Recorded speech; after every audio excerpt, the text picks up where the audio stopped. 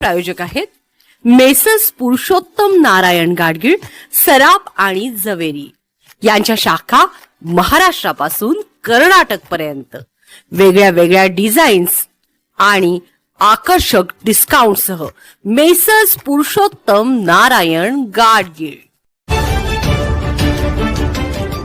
ताज्या बातम्यांसाठी पाहत रहा तिचा सागर न्यूज।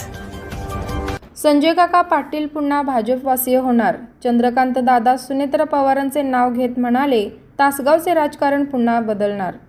राजकीय वर्तुळात संजय काका पाटील यांच्या भाजप प्रवेशाच्या चर्चांना वेग आला आहे। चंद्रकांत पाटील यांनी हा निर्णय सुनेत्रा पवारांकडे सोपवला असल्याचे स्पष्ट केले। माजी खासदार संजय पाटील यांचा सध्या भाजपमध्ये राबता वाढला आहे, हे खरे आहे। मात्र त्यांना भाजपमध्ये घेण्याबाबतचा निर्णय मुख्यमंत्री देवेंद्र फडणवीस आणि राष्ट्रवादीच्या नेत्या उपमुख्यमंत्री सुनेत्रा पवार घेतील। तूर्त संजय पाटील यांच्या पक्षप्रवेशाबाबत काहीच चर्चा झालेली नाही, असे स्पष्टीकरण भाजपचे ज्येष्ठ नेते पालकमंत्री चंद्रकांत पाटील यांनी आज केले।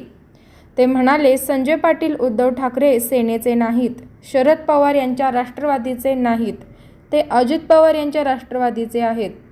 आमच्या सहयोगी पक्षातील ते नेते असल्यामुळे भेटणे, एकमेकांच्या कार्यक्रमाला जाणे येणे होत असते। अजित पवार यांच्या राष्ट्रवादीचे ते नेते आहेत।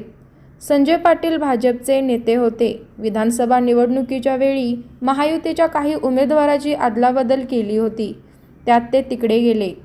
तासगावाची जागा अजित पवार यांच्या राष्ट्रवादीची असल्यामुळे त्यांना तेथे मनाविरुद्ध लढावे लागले। लढल्यानंतर ते त्यांचे नेते झाले, मात्र त्यांना तिकडे करमत नाही का, इकडे आणायचे का, याबाबत देवेंद्र फडणवीस आणि सुनेत्रा पवार ठरवतील। विधान परिषदेसाठी संजय पाटील यांच्या नावाची शिफारस केली आहे का, यावर बोलताना ते म्हणाले, ते अजून भाजपमध्येच आलेले नाहीत, त्यामुळे शिफारसीचा प्रश्नच येत नाही। सध्या विधान परिषद निवडणुकीची धामाधूम सुरू आहे, ती 12 मे रोजी होईल। त्यानंतर विधान परिषदेच्या सांगली सातारा स्थानिक स्वराज्य संस्थेची निवडणूक जाहीर होऊ शकते, असे पालकमंत्री चंद्रकांत पाटील म्हणाले। सांगली सातारा स्थानिक स्वराज्य संस्थेची जागा 2022 मध्ये रिक्त झाली आहे। या निवडणुकीसाठी आवश्यक असलेली सांगली व सातारा जिल्ह्यातील नगरपालिका, महापालिका आणि जिल्हा परिषदेची निवडणूक पूर्ण झाली आहे।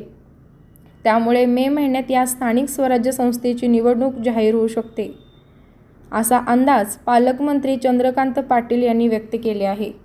ब्युरो रिपोर्ट, तिचा जागर।